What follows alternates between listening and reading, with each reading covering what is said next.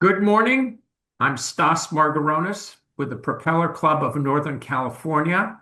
This is our Maritime Day panel and celebration. It's done a little early because I am not here next week, and I wanted to make sure that we got in all of the information that has been coming down from a number of different places. We have a lot of issues relating to mariners that are very, very key this year. And one of the most key and most difficult for us is the plight of 22,000 mariners who are stuck in the Strait of Hormuz as a result of the war with Iran.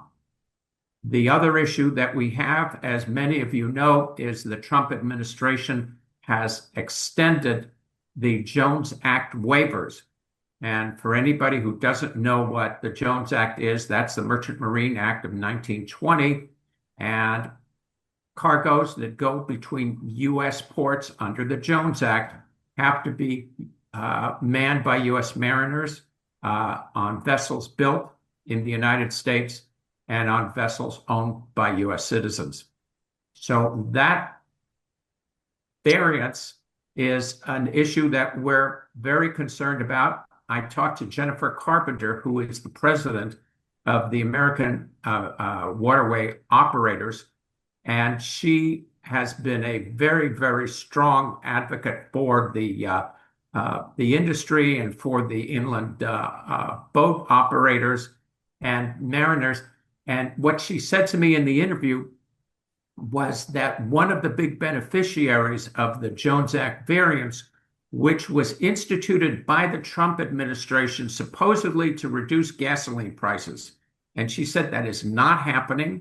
But what is happening is that a number of oil companies have been benefiting from being able to switch to foreign flag vessels to deliver petroleum products in U.S. coastal waters. And that is normally not allowed under the Jones Act. It is allowed under this variance. She's very concerned about that. The Jones Act workforce numbers nearly 100,000 people and indirectly impacts another 500,000 people. So roughly 600,000 American workers are directly or indirectly impacted by the Jones Act. So allowing foreign flag vessels, outsourcing this to foreign workers and foreign companies is not in the interests of American workers. So we are concerned about that. We'll be hearing more about that from Tory Presti from National Shipping when he gives us his presentation.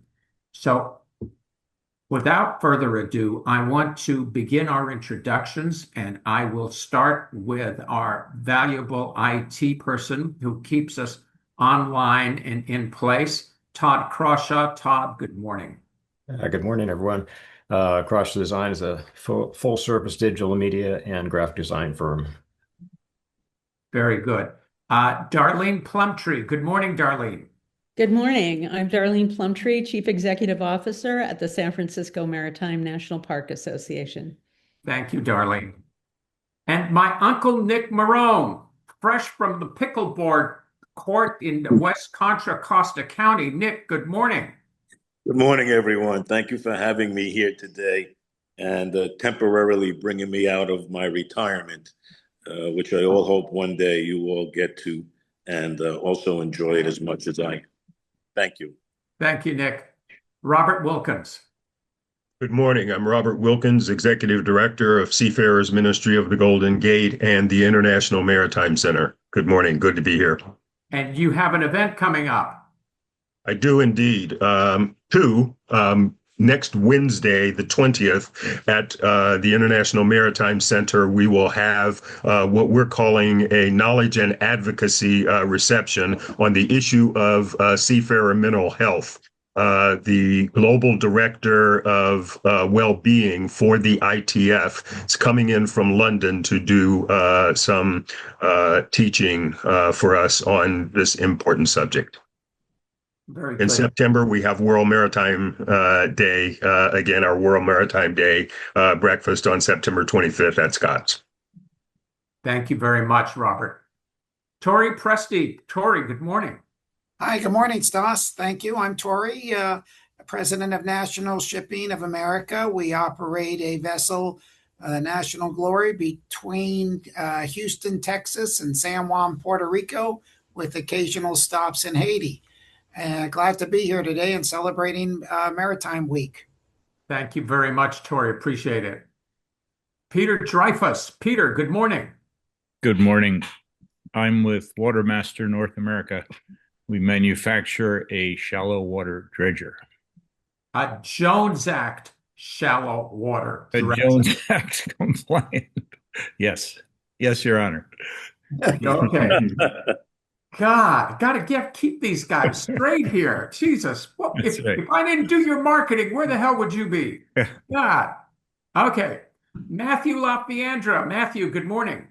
Hi, good morning, everybody. Matt LaFiandra, CEO of Ocean Solutions. We are a broker of physical oil products and freight derivatives for international shipping. And business is good, Matthew? First 3 months of the year, we're rip roaring for obvious reasons. What reasons would that be? just a little international kidnapping, a touch of geopolitical strife. And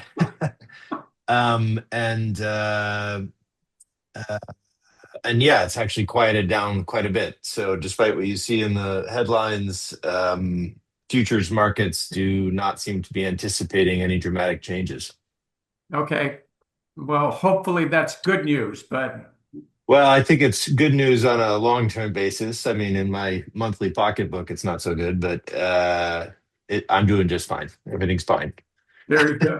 Okay. And you're a board member of the Propeller Club of Northern And a proud and humble board member at the club. Yes. And you were too, Mr. Dreyfus, but we'll leave that out. Okay. Jim Hopkins. Jim, good morning. Hey, good morning. Good to be with you. I'm Jim Hopkins. I'm chair of the Seafarers Ministry of the Golden Gate at the International Maritime Center Board, and I'm here primarily to evaluate the work of our director, Robert Wilkins. We're not at all sure we're getting our money's worth from him.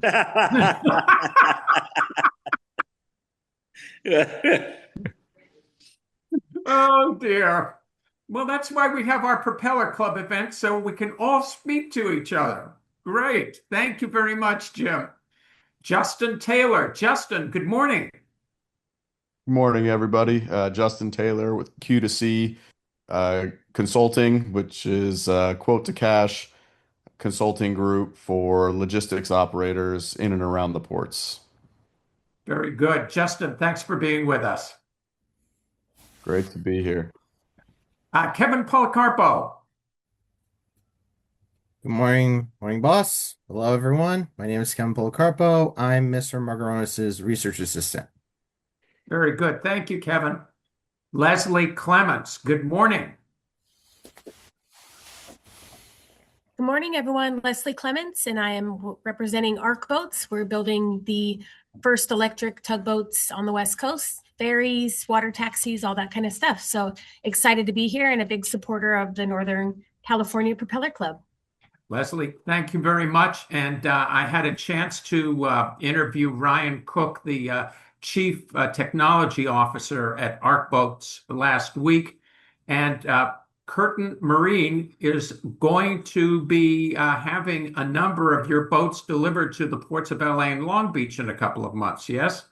Yes, we have 8 tugboats on order for them currently. The first just went into the water at Snow Shipyard in Seattle last week. So very exciting and they're for battery this technology. powered, right? Yes, battery powered. They're 100%. battery powered, right? Yep, very exciting and stuff. They will meet harbor craft requirements, right?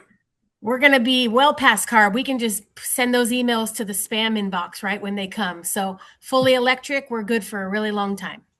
Very good. Leslie, thank you very much. Thank you. Sam Levens. Sam, good morning. Good morning. I'm Sam Levins. I'm the ITF inspector for Northern California. The ITF is the International Transport Workers Federation, for folks who aren't aware. We are a federation of trade unions globally. And my position here in Northern California is as a labor representative and advocate for overseas foreign seafarers coming into our ports. And, I wanted to be on this call because of the Jones Act waiver, specifically for me, its effect on international seafarers. But I'm also a 20-year merchant mariner. So obviously this is of concern. So I'm glad you're hosting this event. Sam, how are the immigration issues going with mariners? I know Robert will be speaking to that, but is there anything new on that front?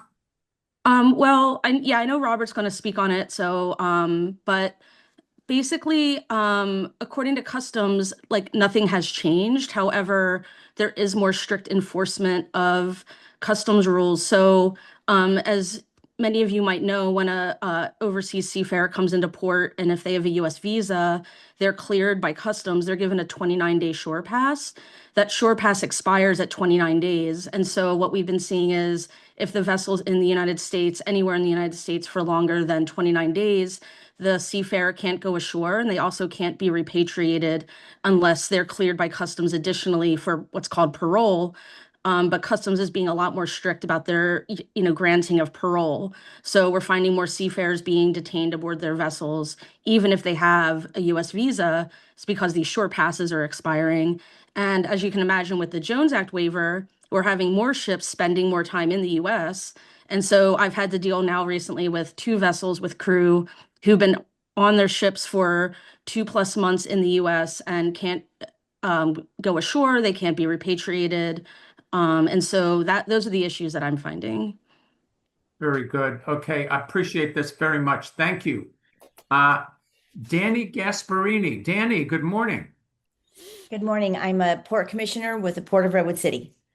And Peter Dreyfus and I were just down visiting with your port director, Christine Zortman, and we're hoping to interest the port in looking at a shallow draft dredger to use for some of your shallow draft areas in your marinas. So very timely. Welcome. We're always glad to have our friends from the Port of Redwood City. And I am, okay, so, Susan Ransom, how could I have forgotten my August board member? Miss Susan, good morning. Morning, everybody. Susan Ransom, Client Relations Manager for SSA, largest terminal in the Port of Oakland, and also a proud member of the board club, or the Propeller Club, and also an OMAST member that we are currently doing a lot of work with, working with the city on things that'll help our industry. Thank you. So, Susan, we'd be very interested in finding out what things the Propeller Club should be getting behind. I know you're doing a lot of hard work at OMAST, and I know that a lot of issues are coming up there. Is there anything in particular that we should be aware of?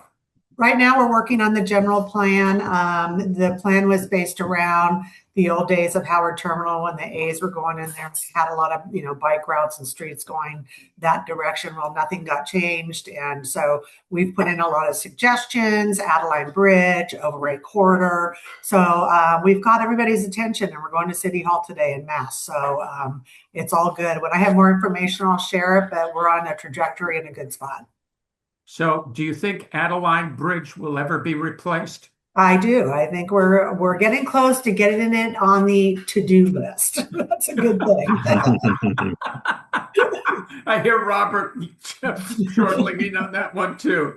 Susan, thank you. Thank you very much. Tony Petronio. Tony, good morning. Good morning, Stas. Good morning, everybody. Tony Petronio, Storm Geo. I am the Operations Director of our Routing Advisory Services Department. And Storm Geo provides weather routing and performance reports for ships worldwide. And the Strait of Hormuz is definitely a hot topic for us right now, as well as, a lot of our ships are waiting there, just waiting. Yeah. Nick, can you mute yourself, please? Nick, you need to mute yourself. Yes, very well. I'm sorry. I'm in a public place because I've got work going on at my condo here. Okay. Tony, Tony, I have a question for you. Are you still there? I'm here. Yep. The El Nino, which has become a big topic of weather news recently, what kind of impacts should we be expecting for the Pacific for the rest of the year? Well, it's still developing now. What that typically does as we head into summer, that could actually make a much more active Eastern Pacific hurricane season, but it also usually has an impact to have less hurricanes in the Atlantic. But it's a little bit early to tell the exact impacts. Also, of note is the Panama Canal tends to have worse drought issues during El Nino years, so that could be another issue we face again next year on top of everything else going on. Obviously, with El Nino, you tend to have the drought conditions there and the lower water levels, and creates a lot of backlog when that happens. Very good. Okay, thank you very much. Okay, housekeeping. Please make sure that if you're not speaking, Hold on, yeah. Stas. I want to introduce myself. You forgot Oh the my other Peter. goodness! I am so sorry. That's all right. Close I'll be real up my fast. arms.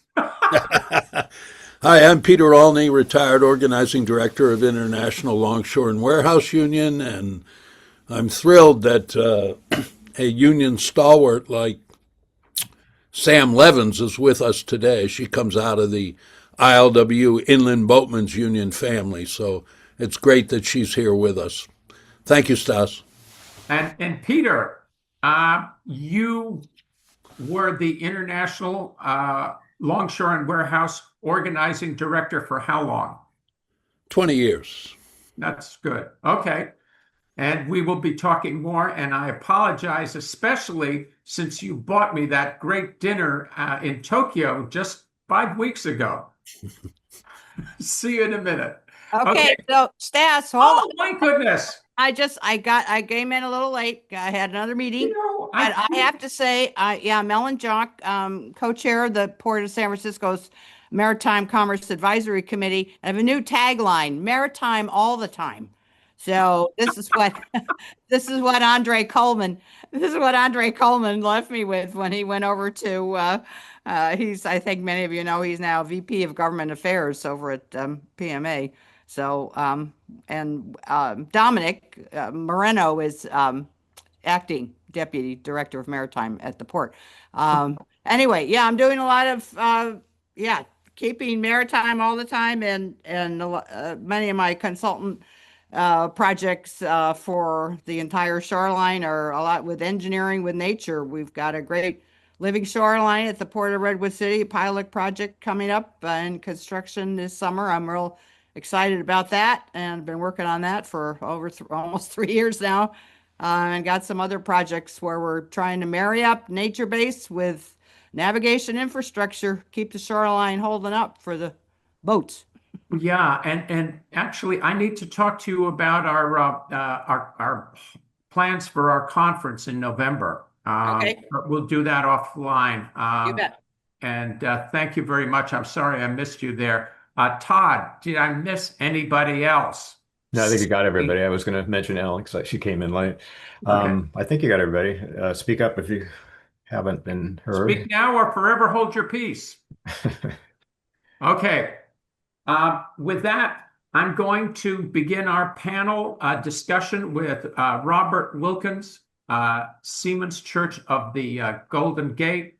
Robert has been at a number of our events. He's been very active since he came over. Robert, how long have you been there now? 7 years? No, almost 5. Oh, it feels like this. Okay. Robert, welcome, and you have the floor. All right, thank you. Well, I'm going to, Todd, you can go ahead and put that slide deck up, please. I'm going to talk about the state of seafarer welfare in general, and I'm going to cite a number of studies that have recently been completed. I'm going to stay at the 30,000 foot level and get through. There's a lot of numbers and statistics, but I'm a storyteller, so we'll bring it down to a good narrative discussion. Go ahead to the next slide, Todd.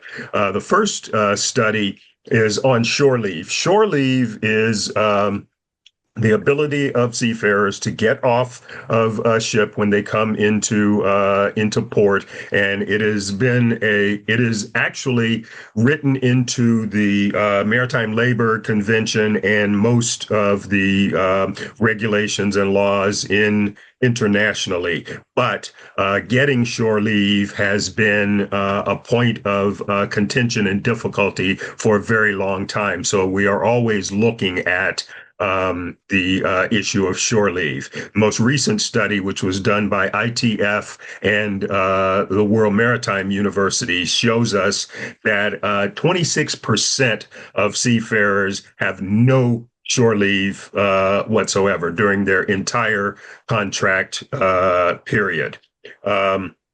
This is a study that's done with about 6,000 seafarers all across the world. We also looked at when they do get shore leave, how much time do they spend ashore? Virtually everyone spends less than 6 hours, less than a full shift they get off of the shift. Most of them spend less than 3 hours ashore. So it's a very, very, very short time. The question is, why is that the case? First of all, there is a lack of time that they have in port. We all know that the time is shrinking with a various number of reasons why that time is shrinking. But when they do come on board, there is a lot of workload, and particularly a lot of paperwork that has to do with a lot of regulations that are coming into play, and seafarers are having to work when they actually come into port, which is contrary to the agreements that have been made relative to shore leave time. Secondly, most facilities and ports are far away from cities. The Bay Area is very unusual in that most of our ports are pretty close to the urban setting. Not very far that you have to go to get to where people are and where there are stores and various other sites that seafarers want to see. So a big impediment across the world is the cost of getting from the port to the city to do shopping, sightseeing, or whatever. And then there is the issue that Sam talked about a second ago, port state restrictions in terms of allowing seafarers to get off. If they don't have visas, they are not legally allowed to get into the country. But even when their 29-day passes have expired through no fault or infraction of their own, it is not within CBP's domain or inclination to allow them to get on to get off the ship anyway. So those are the barriers to shore leave, and that's a pretty difficult thing. We can move to the next slide, Todd. Another study looked at, okay, how much are seafarers working, the working pattern. And this particular study is very good because it made a comparison between U.S. flagged seafaring and the global seafaring patterns. Overall, seafarers spend about a little more than 7 months a year at sea. And when they are at sea, the U.S. Seafarers are working about 80 hours a week. 95% of them have no weekly day off. Globally, you can see it's in the same range, 71 hours a week. 86% have no weekly day off. Work-related stress is very high. This is at the level of severe and potentially dangerous levels, which is done and calculated by people like the ITF, and the guest that we have coming in next week is one of the people that keeps a tab on this. The global head of well-being for ITF will be with us to do a lecture on seafarer mental health. And work related stress is very high. It's about the same in the US and globally. And mental well-being, clinically diagnosed mental health and well-being, utilizing the World Health Organization standards, indicates that almost half of U.S. Seafarers have some traces of poor mental health and well-being, as compared to globally, it's about 37%. And that gap is a little bit disturbing. As a result of that, this survey also indicates that about 45% of the U.S. Respondents to this survey indicated they intend to leave the industry within the next 3 to 5 years. That is cause for great concern. We can move on to the next one.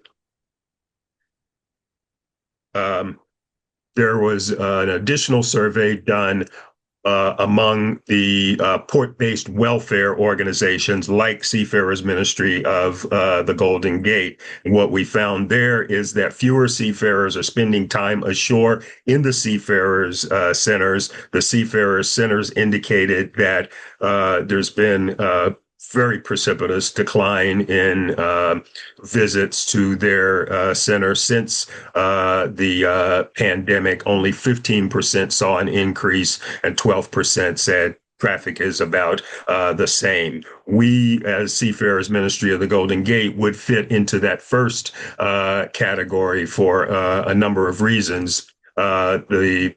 Because Oakland is a second port, the time is really shorter, and they are really under a crunch to get a lot of work done, and many seafarers don't see it worthwhile to get off. And when they do get off, they want to go shopping. They want to go to get their electronics or snacks and food and stuff like that.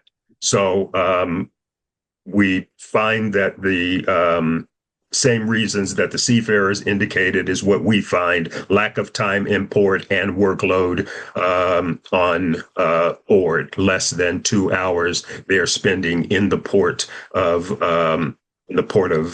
Oakland, with time available for shore leave.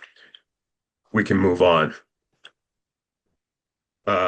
Just wanted to cite this quote that's in the survey as it relates to welfare centers. If this traffic decline continues to go down, it is hard for us to operate. And there is some concern that port-based welfare centers will no longer be viable and cease to exist. And the study cites that this would be very difficult for the seafarers because they lose their chance to engage with communities in the port, seeing different people, access to recreational facilities like at our facility, the opportunity to just walk around in the park and enjoy the beauty of the park and the city, and lose the spiritual and emotional support that we offer that helps them to deal with some of the isolation, loneliness, and stress in the environment. So we are doing a lot of things, I won't go into them here, to sustain ourselves and make certain that we are available over the long term for the seafarers that do need and get the opportunity to take advantage of our services. Our next slide takes a look at what the seafarers themselves are saying about how they are feeling. The Seafarers Happiness Index is calculated every quarter by the Mission to Seafarers. It's an international survey, and it looks at these 10 categories from interactions. That's interactions among the crew, connectivity, training, and you can see all of the various categories. You'll notice that by and large, the indicators were going upward. Interactions were going upward. Connectivity was the only thing that was on a downward trend during Q1. So efforts are being made to make life a little bit better, and they were going up. But Epic Fury, the war with Iran, had a chilling effect. Before the war started, the happiness index was at about 7.35, and afterwards it went down to 7.0. And these 7 numbers are not great anyway. This is on a 10-point scale. So if you were a student in school and you were making all 70s, you'd be about a C to C minus student. So this is not great. And it's important to remember that even for those that are not in the impact zone, for example, ships that come into the port of Oakland, they are not impacted by that. But the amount of stress and uncertainty that they feel is pretty palpable, because they just don't know what might happen to them, because they're already dealing with difficult situations. So the question becomes, what are we doing about these things? And we can move to the next slide. You can pass this one, because we are going to have a great update on the Strait of Hormuz in a second. What we are doing is we have what we call the ship visit and welcome team. We train community members in maritime history, maritime essentials, maritime safety, port protocols, etc., intercultural dialogue, and so forth to visit. Our goal is to visit as many ships as we possibly can that call the port of Oakland, so that we can help Oakland to stand out as one place that does take good care of its seafarers. We also host gatherings at the IMC to educate the community and the public about the plight of seafarers, as well as the importance of the maritime industry overall. And I mentioned before that we have a knowledge and advocacy reception on May 20th from 4 to 7, and then we have our World Maritime Day. This is our 4th annual World Maritime Day on September 25th at Scott's, and we welcome all of you to come. We are also celebrating our 80th year of service in the Port of Oakland this year. That should do it for me. Thank you very much. This is very interesting, Robert. And I want to, so any questions, please hold until the end. We'll come back with questions. And we look forward to your event in September. And what to me is one real quick point is I'm seeing that U.S. mariners are in fact faring worse than their global counterparts.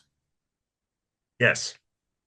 Not good. Okay. Not good. Very, very, very, very disturbing. We've got to do something about that. Thank you, Robert. Thank you. Okay. Nick Marone is the retired vice president for the Seafarers International Union, a proud board member of the Propeller Club of Northern California. Nick, we have a short video that you provided for us, which I'd like Todd to start, and then I would ask you to come in and comment on that. Is that okay? Absolutely. Okay. Todd, can you roll that?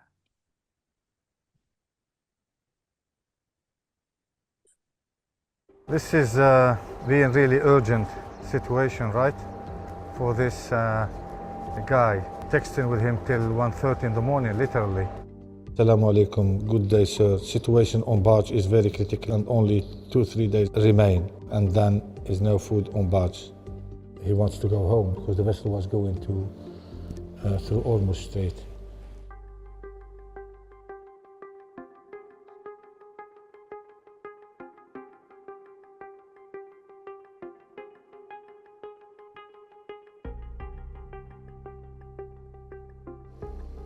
We have been reached out by more than 2,000 seafarers in the Hormuz Strait, but also in the neighboring countries. These seafarers, they are trapped in that area. They have not chosen to go on.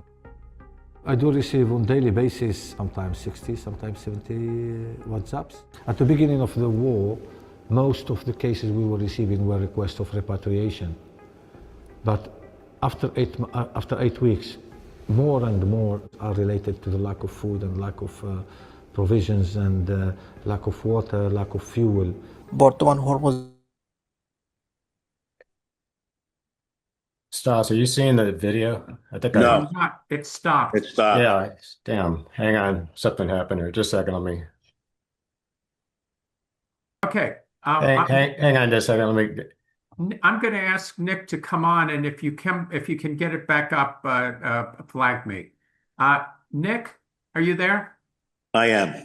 So, Nick, what I heard this guy say is that repatriation was originally the issue for the seafarers stuck in the Strait of Hormuz, but now it's actually food and water. Yes, it's a combination of everything by these vessels being totally isolated and unable to be supplied with the absolute necessary materials such as food, water, and fuel, medical attention, mail. A lot of these seafarers haven't been paid because the vessels have been stuck there, and the owners are not getting paid because they haven't delivered their product. It's just a very, very serious effect that I'm sure Robert and Sam have a lot more insight on than I do. I'm speaking on behalf of all seafarers in this regard because it is critical. We don't get the recognition that we deserve. We are considered expendable. 19 vessels have been fired upon in the Straits of Hormuz and in the Persian Gulf. There's been death of seafarers, and yet it is not front page news. There is no commitment to correct the misguidance that's happening in this situation. And it's just frightful that there's such a callous attitude to what seafarers provide in the world's economy. And I don't know how to get people educated to understand this critical part. They're similar to, I mean, we would be going nuts if truck drivers were getting shot randomly for delivering product, if railroad workers were being killed, or our domestic maritime workers here on our coast and not even making any news or having anything corrected about it. So I wish the video was able to. Yeah, I can start up again if that's you'd like. Okay, Nick, hold on that. That's very good. Let's see how far we can get with this. Go ahead, Todd. Being really urgent situation, right? Todd, let's For move this, it to the middle if you guy can. texting with him. Keep going. Okay, stop. The cases we were receiving were requests of repatriation. But after 8 weeks, more and more are related to the lack of food and lack of provisions and lack of water, lack of fuel. বর্তমান Hormuz স্ট্রেটের অবস্থা এত বেশি ভালো নয় দিন যত যাচ্ছে আমাদের অবস্থা Most of the WhatsApp we do receive are very often accompanied with videos, with pictures showing that there is a bombing not far from where they are and they are afraid. In my 25 years, there is absolutely no precedent to what is happening now. So far we have done as ITF more than 500 repatriations. So the first thing is to approach the owners or managers, but sometimes we don't know who the owner is. We have a management in a third country, and we have the seafarers from a fourth country. And all this lack of transparency makes it more difficult because there is absolutely no protocol. Now you are on board, right? I just spoken to our legal department. We will approach the port state again and the maritime authorities. We have contacted already your embassy. This is a case of abandonment. The captain is the seafarer who is asking for help, 12 months not paid. He's really, really worried and concerned to be repatriated before getting his wages. I have seen notorious cases of abandonment from absolutely unscrupulous ship owners leaving the seafarers starving as leverage to force them to leave and renounce to their wages. But the abandonment situation is not only linked to this war. What the war has done is just to put more light and a situation that in itself was already bad. The seafarers, men and women, are vulnerable, are exposed. My vessel was attached. My vessel was attached in fire now.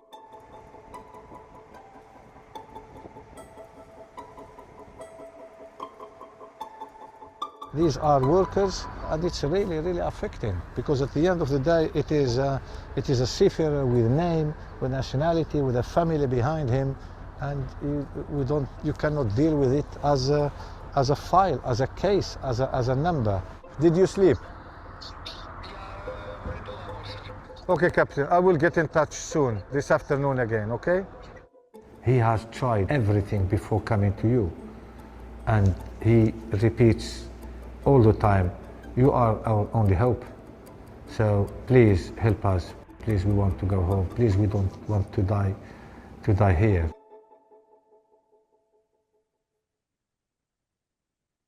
Well, there you go. It's a very tough situation. There are no simple answers. Obviously, the impossible task of trying to get some worldwide protocol, minimum standards, guarantees of protection and pay, and protecting the seafarer as a human being is the only way this is really going to be able to move forward. And considering the world the way it is today, it's going to be a long day coming before you have that type of situation. But I will never stop bringing awareness to this situation. And I tip my hat to Robert and Sam and everybody in the ITF and all the other organizations that concentrate on the seafarer as being the most critical component of the whole logistics chain. Thank you. Nick, I really thank you very much for bringing this to our attention. We are in a position that we would not have been in if this war hadn't been thrust upon us, and then the administration getting itself into a place where it can't get out, which has made a bad situation clearly worse. I'm going to go to Darlene in just a second, but Sam, any quick comment from you?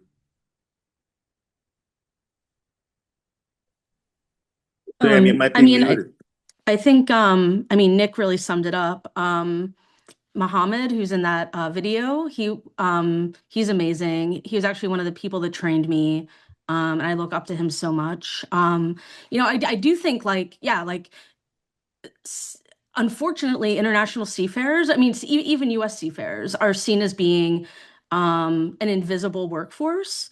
When ships come into the Port of Oakland, people see the cargo and the vessel. They don't think about that there's human beings on board that ship.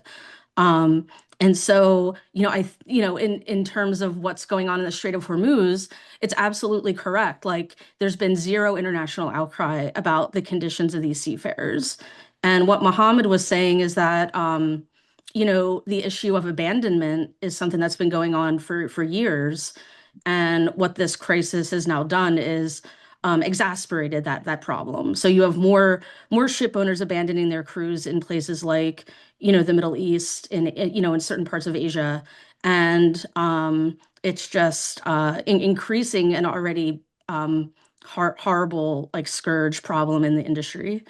I don't want to take up too much of your guys' time because I wasn't a speaker, but I really appreciate Nick and everyone else's work as well. So thank you, Sam. Thank you very much. Real quick, I noticed Rick Hum came in. Rick, you want to introduce yourself? Just an interested party, friend of Stas's. And what is your role, Mr. Hum? I'm retired. Started out as an SEIU organizer, and mostly these days involved in international rugby. And you're on the board of? USA Rugby. Thank you very much. And just got reelected by a 70% percentage. Is that correct? That's correct. Okay. Age before beauty, brother. Stas is my flack if you guys haven't been able to tell yet. Thanks very much. Okay, Rick, I'll see ya. Okay, Darlene Plumtree comes to us from the Maritime Museum in San Francisco, where she has been engaged in a renaissance of that facility that had gone dark for a few years. Darlene, good morning. Good morning. Thank you for having me today. What I have to say, well, our role in all of this is to record these historical events. So, at some point in the future, I'm sure that people will come to us we have a large library, reference library. People will come to us and look back on the history to see what's happening here in this situation that we've just been briefed on. It's pretty shocking. I've heard a little bit about it, but this morning's presentation was pretty thorough and even more shocking than what I've heard on the news. I agree that there isn't enough media attention on this. I've heard a little bit, but this is really pretty intense, and I hope that there's some resolution to it for all those poor souls that are on those vessels. It's must be quite an experience to be out there. But like I say, this is something that we specialize in, recording history, and this is an unpleasant history. Some of maritime history is, as you probably are all aware.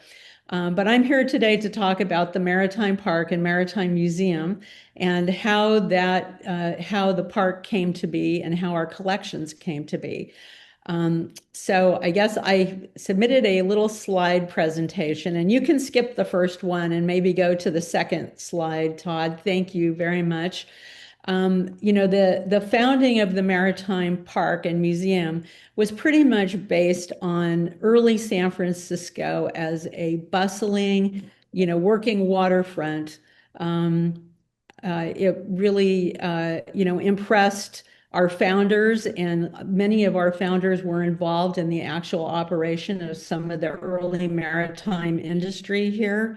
From the gold rush in sailing ships to passenger ships that graced the docks of San Francisco. And I do remember that when I was a very young girl. It was quite a working waterfront at that time. And so, going back in history, I think the original idea started in 1939 with the exhibition at Treasure Island. That fair was a wonderland of maritime exhibits. There were ship models, there were exhibits about trade and transportation, economics. There were steam trains, pageants, aquatic activities. It was quite the thing, and impressed particularly two San Francisco residents. One was Alma Spreckels. Let's see, and I think you can advance those slides. There's your working waterfront in the 1940s. I don't quite remember that, but Alma Spreckels and Carl Cordum came up with this idea of establishing a maritime museum to preserve the memory of the maritime history here in San Francisco, because I think Carl saw it slipping away. And so, and Alma fell in love with the ship models and all the exhibits at Treasure Island. So the two of them got together, and Alma acquired the whole collection, all the ship models from Treasure Island. And Carl had a different idea. He didn't just want the ship models, he wanted the real ships. So he went out and started looking around, and they were looking for a building as well. And I think you can flip through a couple of those slides going forward. The Maritime Museum building was built in 1939, the same year as Treasure Island. It was built in that streamlined, modern style. And Alma Spreckels thought that would be the perfect place to have her maritime museum. But then what happened, the World War II happened, and the Army actually took that building over for a period of time until the war was over. So she wasn't able to gain access to it until after the war. But they had a lot of political clout. They had a lot of people on their side that wanted to see that museum established. And so they were able to get the museum building. She had all the museum models, and Carl started looking around for real ships. And other people joined along the way. Some of the original founders were from President of Matson Navigation, American President Lines, Crowley Maritime. Matson Navigation had a place on our board for 75 years continuously. They've never stopped being part of the Maritime Museum. The Dollar Lines, Olga Dollar was, on our board for a while. There were several members of the San Francisco Chronicle, especially Scott Newhall, who was the editor of the Chronicle, took a special interest in it. And these are some of the original, what you're seeing is some of the original board members there.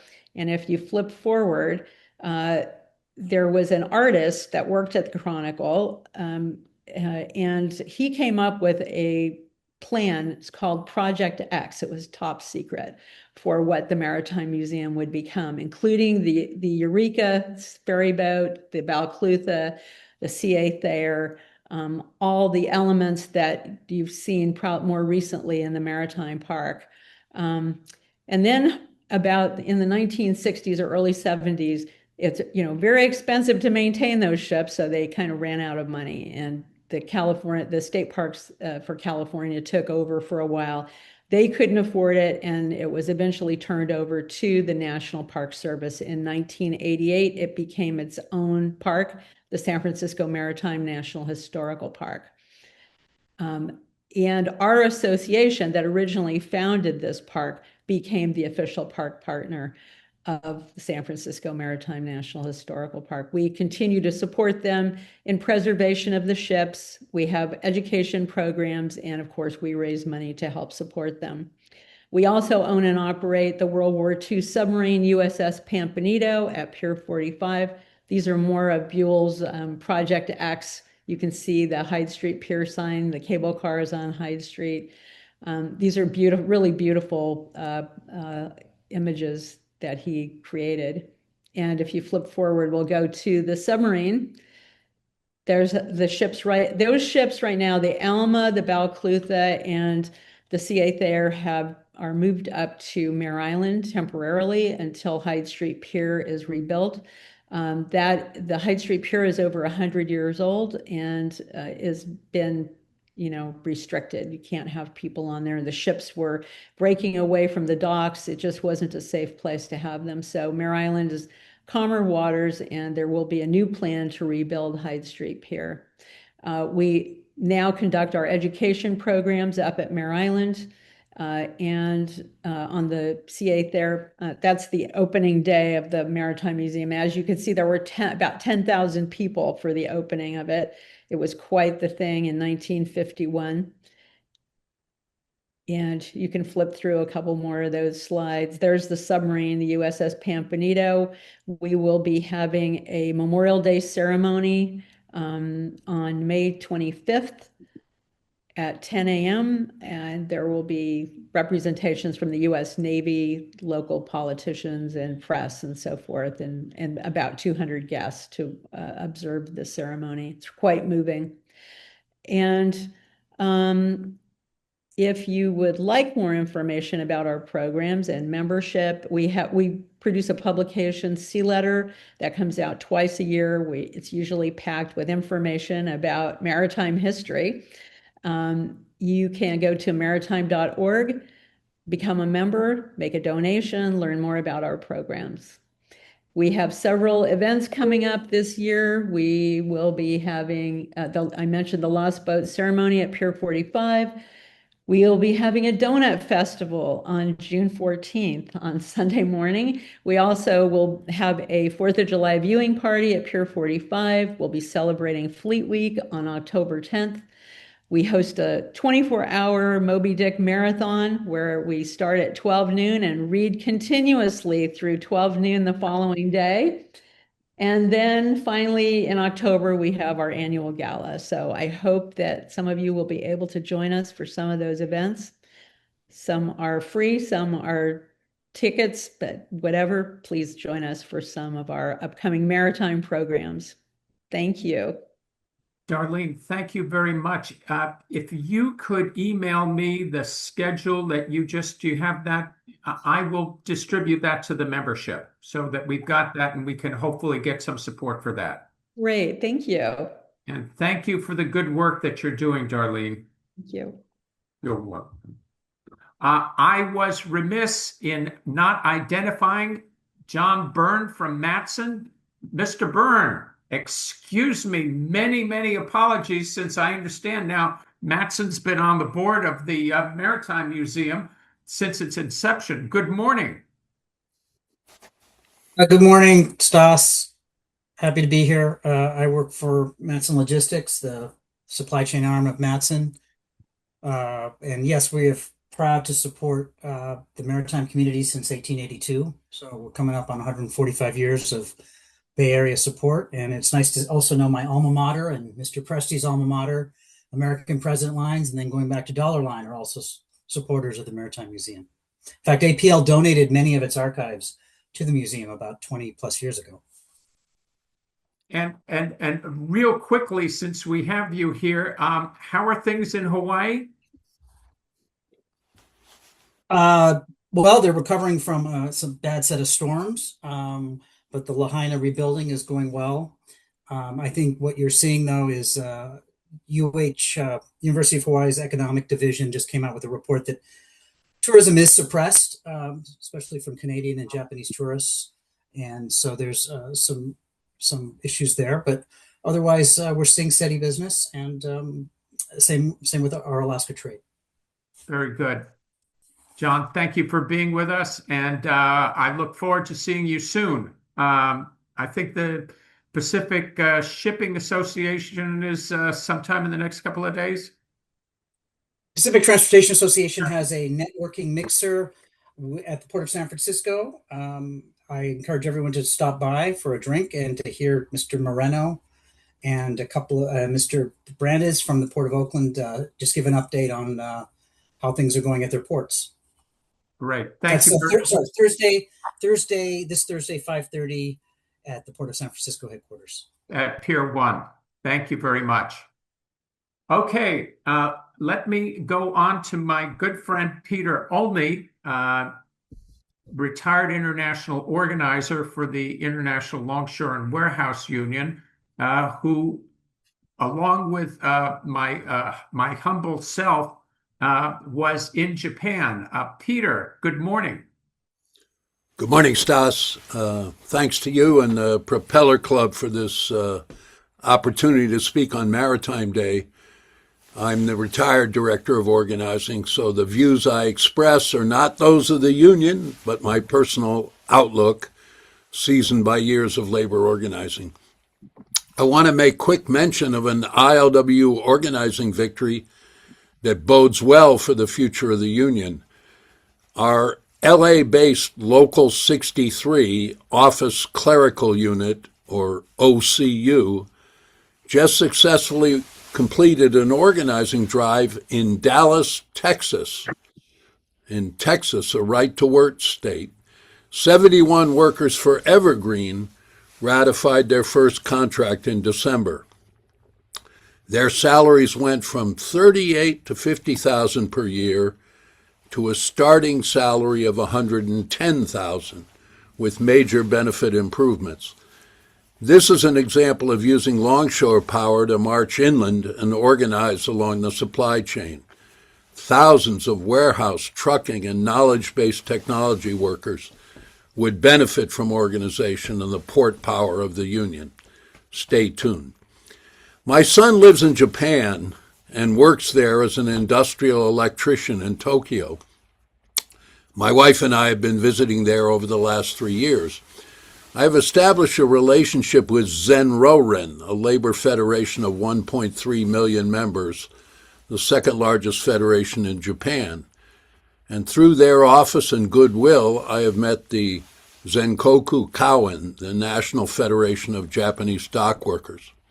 They are historically a union closely allied with the ILWU, and they renew solidarity pledges every 3 years at our convention as honored guests.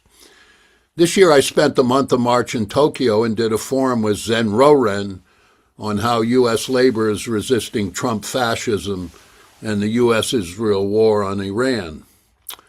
When Stas told me his visit to Japan would coincide with mine, I offered to set up a meeting for him with Zenkoku Cowan. On March 17th, we held such a meeting with the top officers of their union at the union's headquarters in Tokyo. Stas, as he always does, ably raised a number of questions with our Japanese counterparts, and he has summarized our discussion in an excellent article he published on March 17th in the American Journal of Transportation. I've shared that article with everyone in chat. Here are some key points of the discussion. Port volumes in Japan's major ports, Yokohama, Kobe, and Osaka, have declined with the offshoring of manufacturing to China, Korea, and Singapore, whose ports have grown in volume. In 2018, there was an agreement struck on automation to modernize the terminals, but the union represents that employment has remained steady. Youth employment is difficult. It's difficult to recruit young workers. The jobs are manual labor, tough work, and to make a decent living requires overtime hours. So a lot of young people are reticent to join the longshore workforce. Compensation in Japan is about 25% of U.S. dock worker wages. But of course, keep in mind that Japanese cost of living is much lower than ours. My wife and son and I had a restaurant steak dinner with all the fixings and alcohol for $45 for the three of us. Can't find that in San Francisco. We were there, of course, as the U.S. hostilities with Iran were raging. And Japanese dock workers in the meeting expressed their firm opposition to the use of commercial maritime vessels in military action. And they were also very upset over Prime Minister Takaichi's provocative comments regarding Taiwanese independence. At the conclusion of the meeting, as always, photos were taken and bling was exchanged. Stas and I had business cards. The Japanese presented us with these wonderful blue Zenkoku Cowan jackets. I'm wearing mine right now. I was hoping Stas would wear his, but in a future meeting. I've since shipped bling, ILW bling, to the Japanese brothers, Stas, so we're covered. Okay, thank you. So cross-Pacific solidarity lives. Thank you to the intrepid Stas Magaronis for this initiative, and thank you all for giving me a little bit of airtime. Peter, thank you very much. It was a great meeting, and you are a great labor ambassador for us. And I'm very grateful for all of your good work. Thank you very much. Our next speaker is Tori Presti with National Shipping. Tori is our Jones Act executive for today, and the National Shipping Odyssey is a long one, which we won't go into because that would take a long, long time. But Tori, good morning. It is still morning on the Pacific Coast, and thank you for joining us.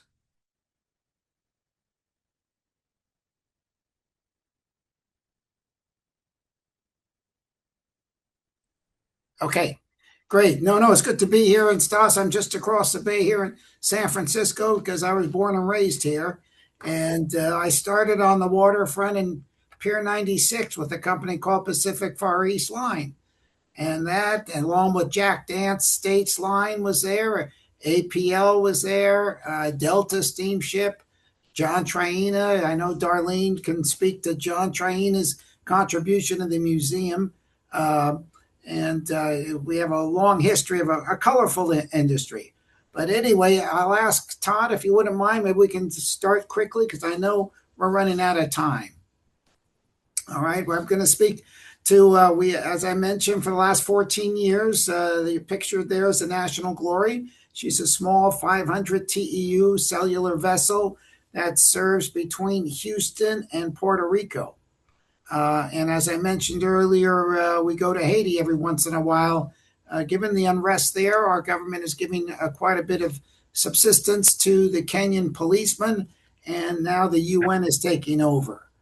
Next slide, please.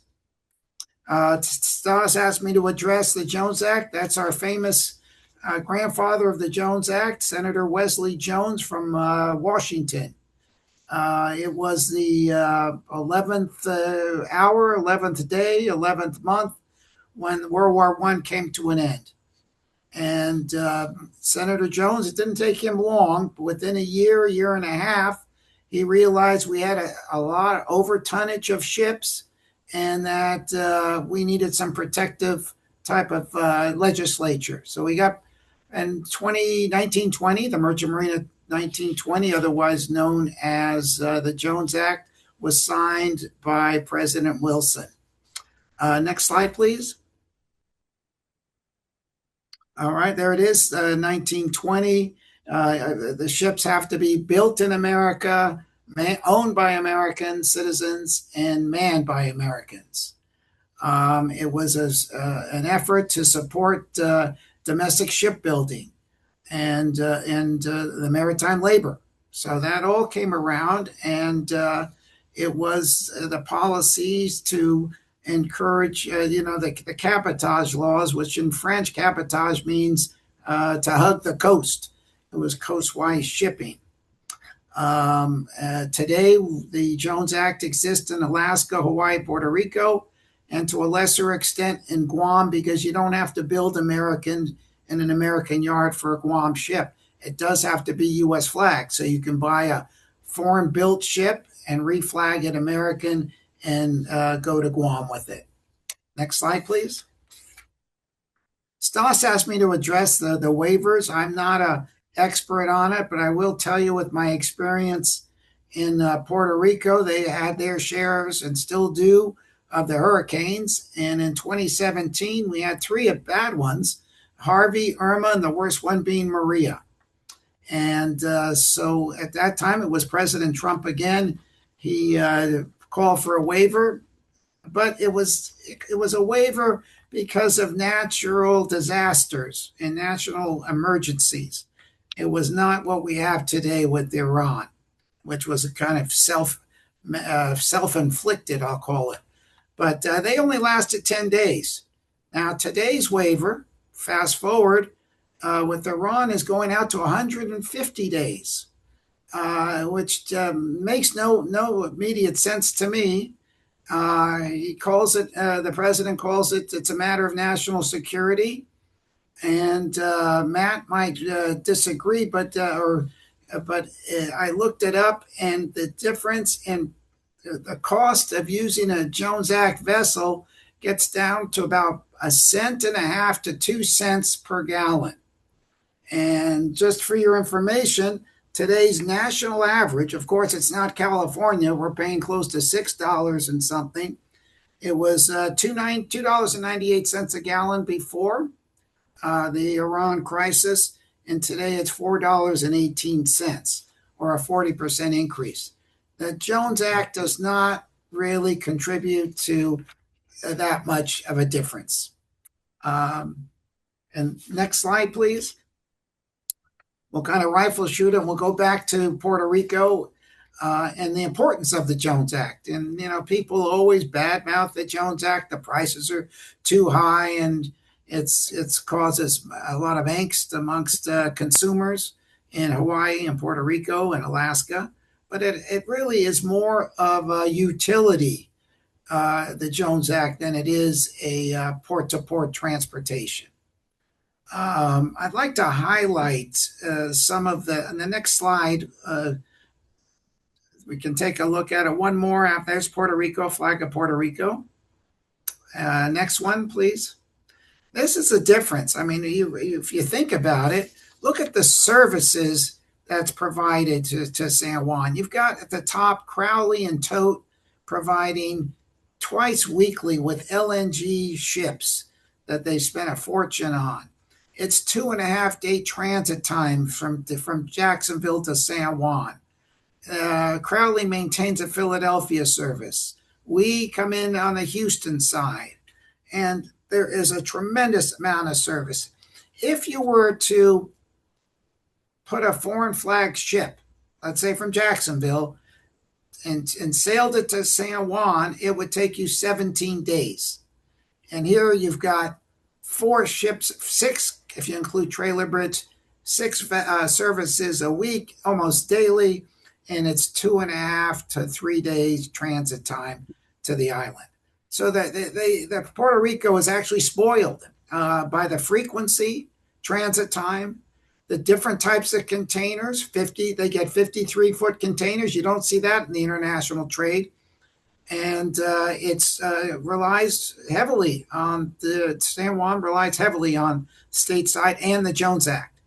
Then you have a crisis. Then you have something like Hurricane Maria, where it really is devastating, and you have all of the carriers supporting not only on a fast transit time basis with emergency goods. They get there. They also are providing what they need, direct services where you don't have that. So you can't imagine a foreign flag shipping company, whether it's China or Russia or somebody else, to give the service and dedication to San Juan. So, and this happens in Hawaii as well. As I say, it's more of a utility act than it is a port-to-port transportation. What else can we tell you about it? It is stability. You know, they always complain about the rates. The rates are really, if you take into effect like 53-foot containers, or if you take into the fact that during COVID, the price of a 40-foot container was $12,000 to $13,000 coming from Asia, and we have stability in the trade. Not many people were crying about the Jones Act when they were paying $12,000 to bring textiles in from Shenzhen and Hong Kong. So, you know, but people bitch about the Jones Act, but it's there for a reason, and it's withstood 110 years of it. So anyway, I won't go on. Next, please. Just I'll give you, since it is Puerto Rico, it's just some of the factors. As you can see, the population used to be a lot more. It's next door, Dominican Republic. They have 11 million people. Cuba's got 11. Haiti's got 11. And Puerto Rico's got 3 million. A big immigration from the island in search of job opportunities. You know, during the years, there used to be sugar. It was very agrarian. Sugar was your number one crop. But in the 40s and 50s, they had an Operation Bootstrap, they call it, where they brought in manufacturing and brought in pharmaceuticals and medical devices. Next slide, please. Immigration is slowing, by the way. Puerto Rico, even though Trump called it the island of trash or garbage, is being used by Southcom, Southern Command, for Operation Southern Spear. They're building up a big defense. We used to have a lot of bases on the island, and then we kind of fell out with Puerto Rico in 04, 05 when we were bombing Vieques, an island there, and we killed 1 or 2 security guards, and then we left. But the island's got Roosevelt Roads, which is you can land 747s there. Immediately, given what's going on in Venezuela and Cuba, Trump put in, 11 ships are home ported now in the Navy ships, and 30 F-35 fighters are there. 5,000 Marines are there. So they're rebuilding the bases. There's a to help the unemployment, they stabilize. Pharma is still considered the number one export for manufacturing. Trump's tariffs, I got to give him a plus. The tariffs and onshoring are bringing everything back to made in America. Puerto Rico's starting to has excelled. Pharmaceutical, if you buy an Advil in Walgreens, you know that came from Puerto Rico. Next slide, please.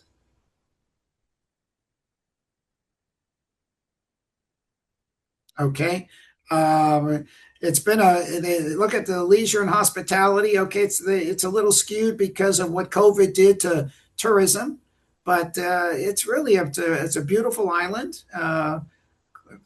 People are terrific. Spanish food. It's the cruise capital of the Caribbean. You don't need a passport. You get in on your license. It's got a wonderful convention center in the region in the Caribbean. A lot of five-star resorts, beaches, and golf courses, and some really, if you look back at the history, some real big names. I mean, the new one is Bad Bunny, but he's been the kind of the godsend. He's helping the economy. He's holding concerts during the hurricane seasons and bringing, they said they can attribute about $700 million last year to the Bad Bunny concerts. Going to the manufacturing side, again, it's pharma, it's Eli Lilly, Amgen, Haleon, all of the Cooper Medical Operations that have picked it up. Now, what's impeded the growth is the fact that Puerto Rico has not had a stable energy infrastructure. When you have hurricanes, people go without electricity for weeks. So you can imagine that did cause a lot of the immigration from the island. People got fed up with it. But under the DOE, under Biden, what was her name? Not governor, the secretary, Jennifer Granholm.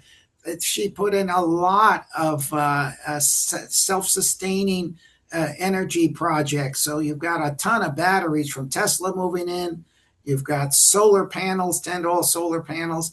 And their goal is at 2050 to be fully self-sustainable. Next slide, please. And it is the last slide. And that's it. That's a picture of the National Glory entering El Morro. Well, you can't see the castle or the fort, but that's coming into San Juan. And that's all I have to say. Thanks, Stas. Tori, thank you very much for that. Excellent presentation. And thank you for giving us some background on the Jones Act variances, as well as some very interesting news about how Puerto Rico is doing. Did I get this correctly, that Bad Bunny has generated $700 million in revenue to Puerto Rico?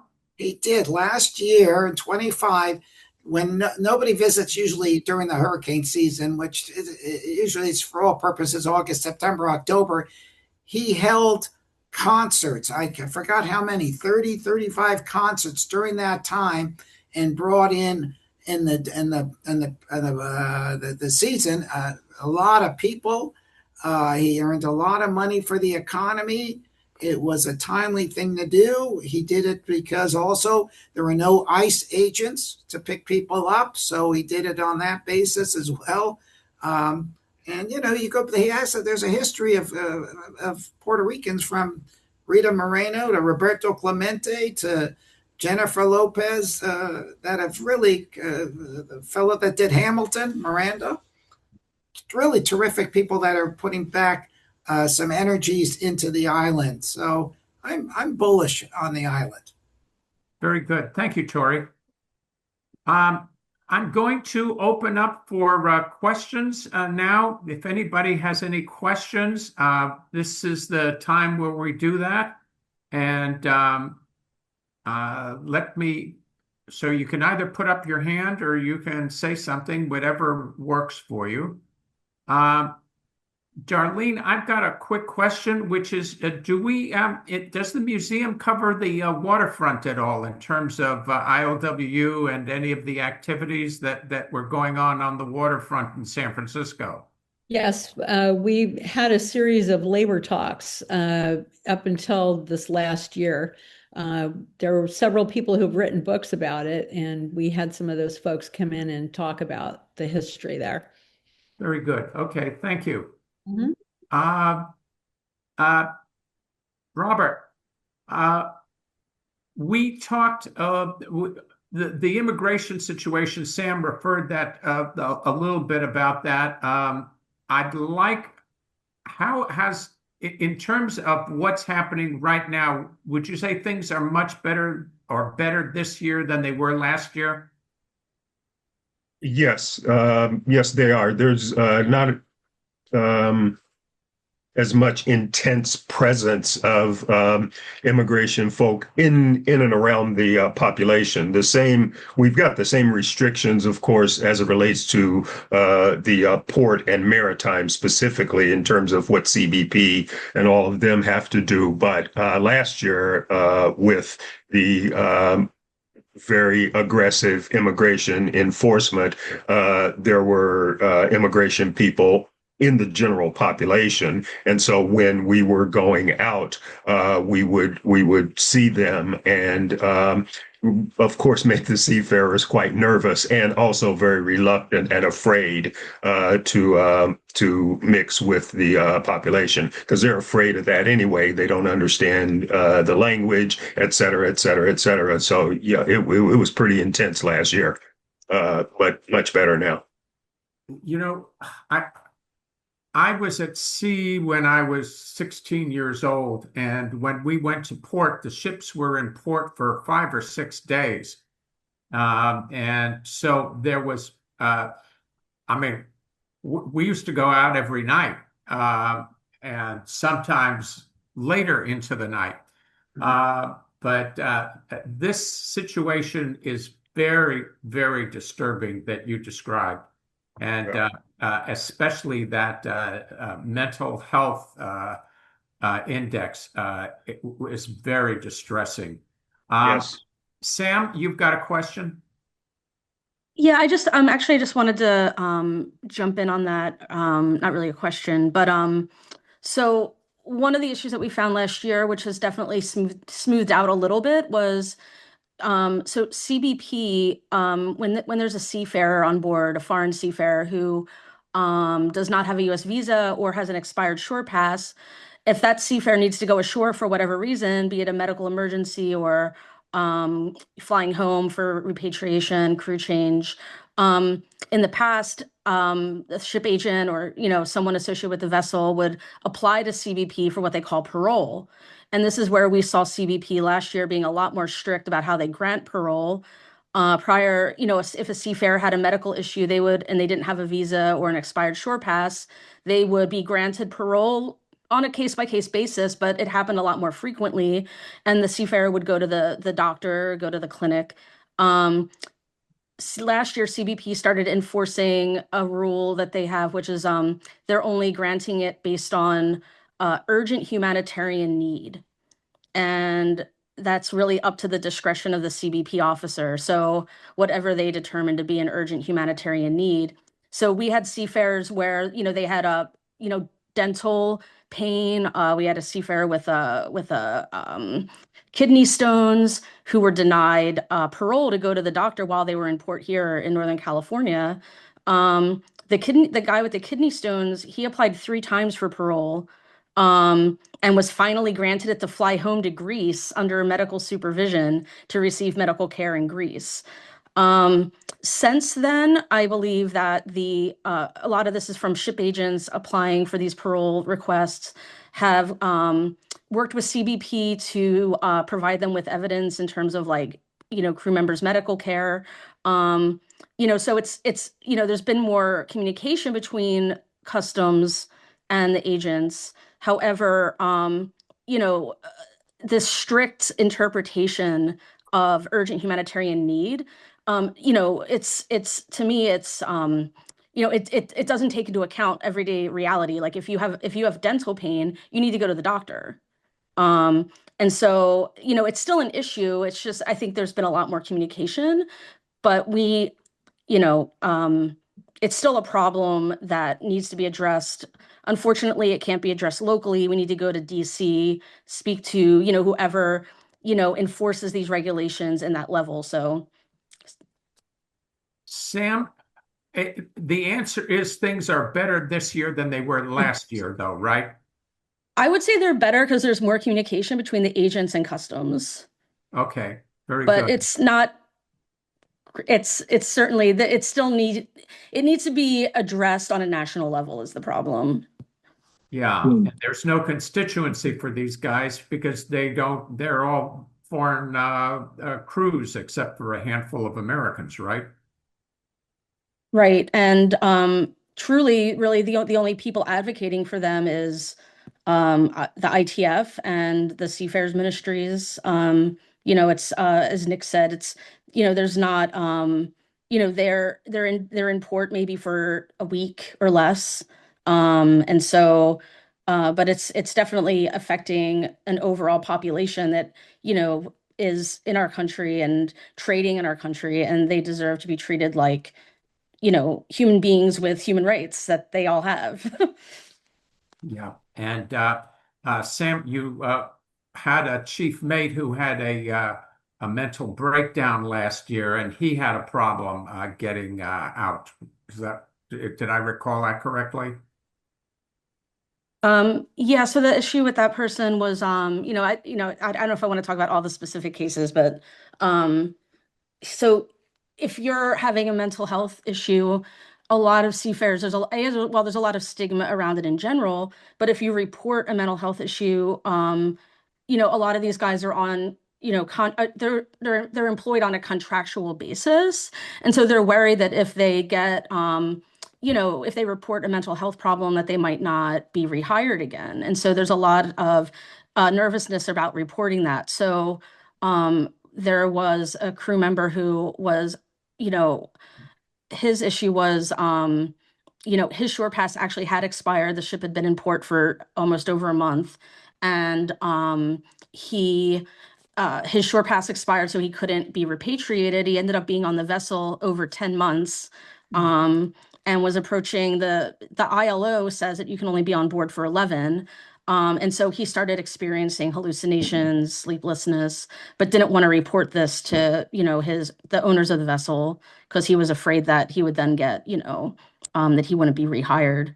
And customs didn't want to repatriate him because they said, as I was saying, that this wasn't considered an urgent humanitarian need.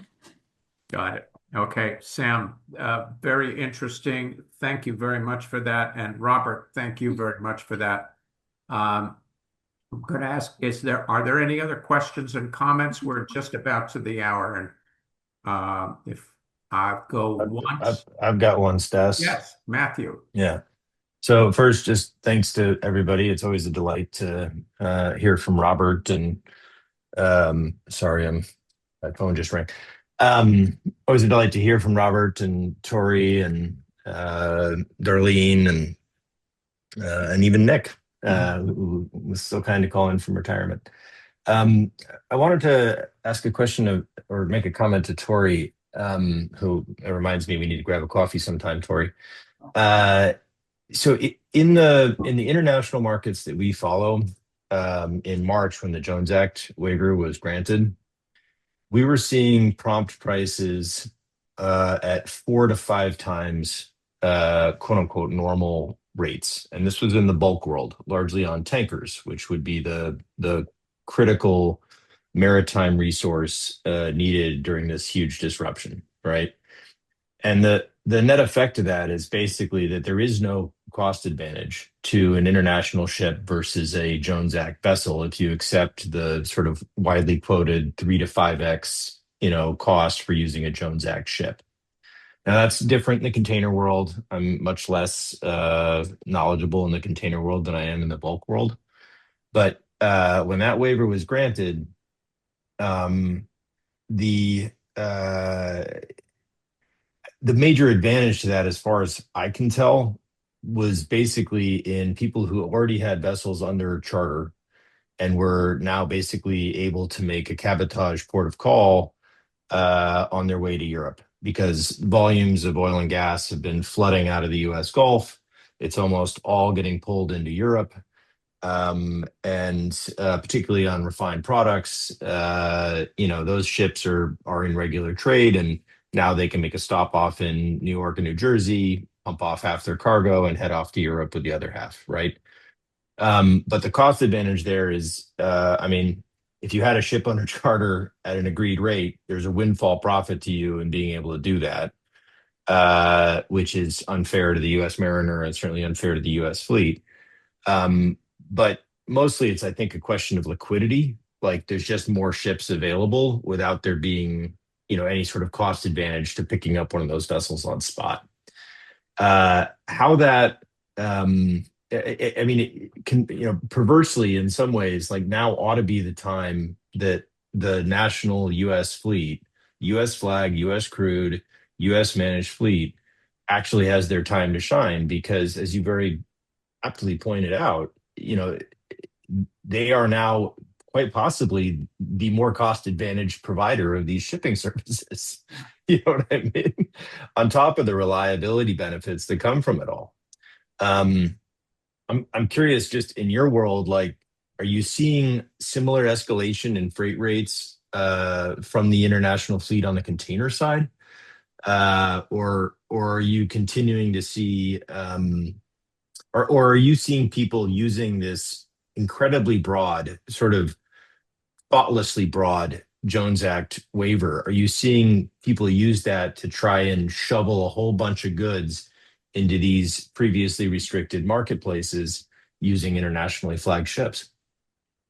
Sorry. Well, Matt, to answer your question, first of all, the waiver, this waiver that Trump has done is strictly for fuel and fertilizers, and there's many other, but it's all fuel oriented.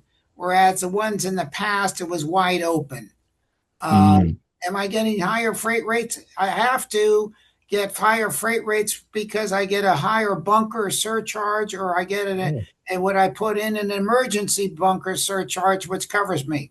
Give you an idea. I bunker in Houston every other week. Before the crisis, I was paying, and I burn MGO. It was paying $6.90 a ton. I paid last week about almost $1,200 a ton in Houston for MGO DMA.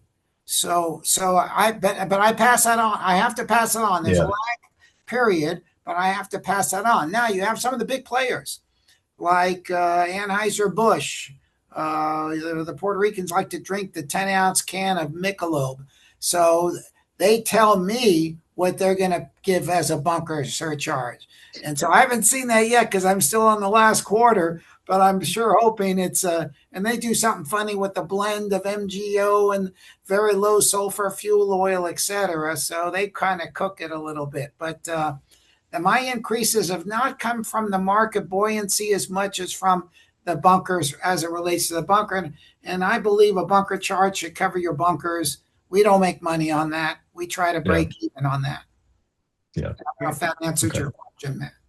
Yeah, no, that's fine, Tori. I guess what I wanted to say, just for all of our peers here, is the Jones Act thing, and Stas sent out a really nice little blurb from Captain Butler earlier in the week talking about the Jones Act waiver. But what's complicated about this current Jones Act waiver is it is just the international shipping markets, particularly in tankers, but very much so also in dry bulk, who are affected very much by the bunker problems you raised.